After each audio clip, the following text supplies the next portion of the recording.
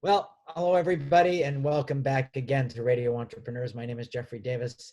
I've been having a great time talking to all my interviewees today. It's been really quite something to hear about all these different businesses, and we are streaming stories every day, at least 5 new stories a day. And I want to thank my team for doing that. Nathan Gobes, Chris Gerald, always working hard behind the scenes. You guys have never seen their faces.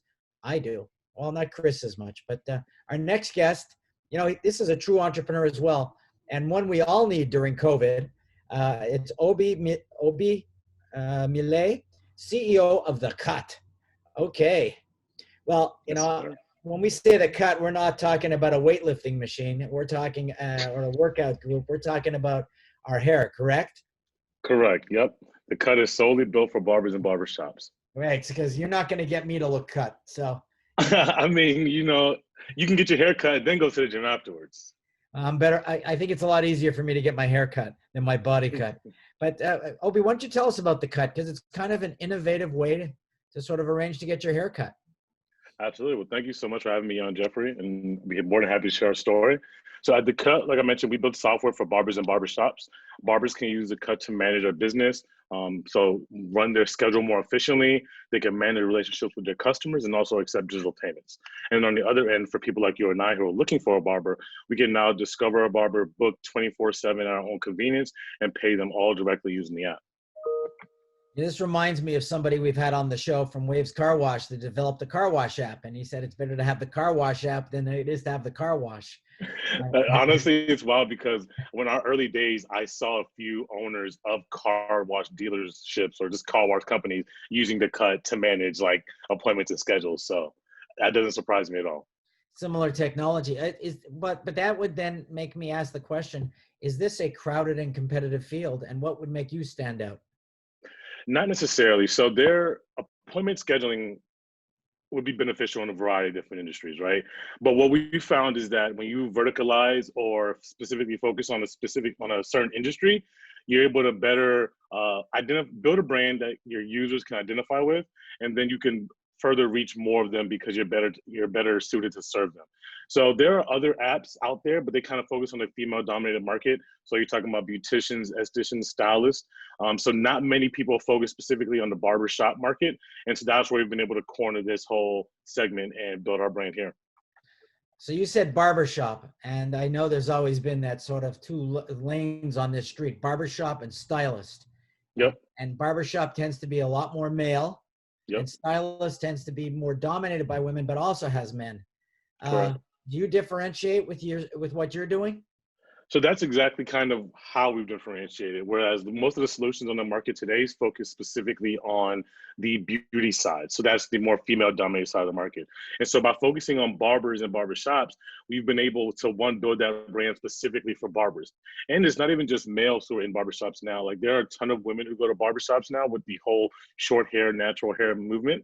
So we've seen like just about like 20% of our users are female in that respect. So yeah, well, focusing specifically on barbers, we've been able to build a brand that they can identify with, which one helps us and helps them, because for customers like you and I, when we're looking for a barber, we trust TheCut as that place that's going to have the best barbers more than some of the other solutions that will showcase a variety of other stylists and professions in the beauty space. Now, I've been given some of your numbers, and they're pretty impressive. So I want to ask you, and then have you tell me if it's true. 65,000 barbers. That's a lot of barbers. That's more hair than I have. 1.7 million users. That's a lot of users, and over 15,000 appointments. Is that correct? Slightly outdated, but yes. Now we're closer to 70,000 barbers, 2 million users, and 18 million appointments have been booked. Well, that's Nathan. He's a little outdated. He's an old-fashioned guy. So you can blame Nathan on that one. The numbers change. People download apps every day, so you can't keep on top of it. So Obi, is this your first venture into entrepreneurship? How did you get into this? Technically, yes. I guess the first ever entrepreneurship experience I had was selling candy in high school out of my backpack. But this is my first actual business that I started. And it really just came out of personal need. My co-founder and I have been best friends from high school. And so we had both graduated college and went off to work in various places. I was in North Carolina, he was up in New York. But while we were gone, we both had such terrible haircut experiences. Like for myself, I had gone nearly 2 months without a haircut, which for me is entirely too long. And Kush, when he was gone, he had such a bad haircut that he ended up cutting his hair completely bald, and then proceeded to going on strike and growing his hair out past shoulder length for 2 years. So like we both felt the problem pretty passionately. And so when we ended up moving back to Virginia around 2015, we had both bonded, just talked about how bad it was, and realized that with our experience now that we might be the people who could build a solution. And so we got to talking, and we got to talking, and what, 3 months later, we released the first version of the app. So you just led me into my next question, Obi. Thank you, because I'm not that smart. The next question is, do you qualify your barbers or not? Is it just a barber signs up and then it's really up to the consumer to decide? Or do you have standards that you set? No, for sure. And we have this review system that's built into the app that allows that system of accountability for barbers, and then gives customers complete choice on who they want to go visit. So like barbers will create their profile, and we don't verify, we don't require them to like submit their barber license or anything like that. But a barber can set up their profile. Those who choose to will showcase their license, and then they will add their photos. They'll add their photos, add their various services, and as a customer, we can then go and look through the reviews and ratings that other people have left, look through the photos and make sure they're quality that I want. And then from there, I can choose which barber I decide to go and visit. And what's your revenue model? Do you make it on every appointment? So we make money in two different ways. Barbers pay a monthly fee to use the platform. They pay for the management and then the discoverability. But then we also make money on transactions. So whenever people pay for haircuts through the app, we take a small fee.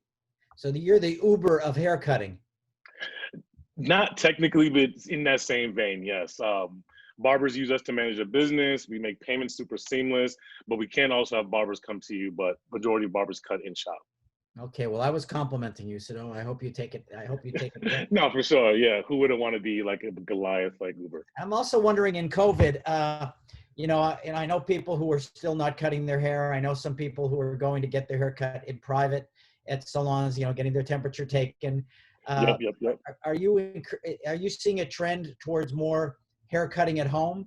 Have you, because I'm sure you can track the statistical analysis of usage, and I'm wondering over the last 9 months, has usage changed? Absolutely. Things have changed all throughout COVID, right? In the beginning of it, you saw so many more barbers who weren't allowed to cut in their shop. So they were cutting outdoors, they were cutting in their home and traveling to other clients. And we've continued to see that today. We even released a feature during the summer to better facilitate that, so we can denote when barbers were mobile and willing and happy to do like traveling services to make it easier for clients to book.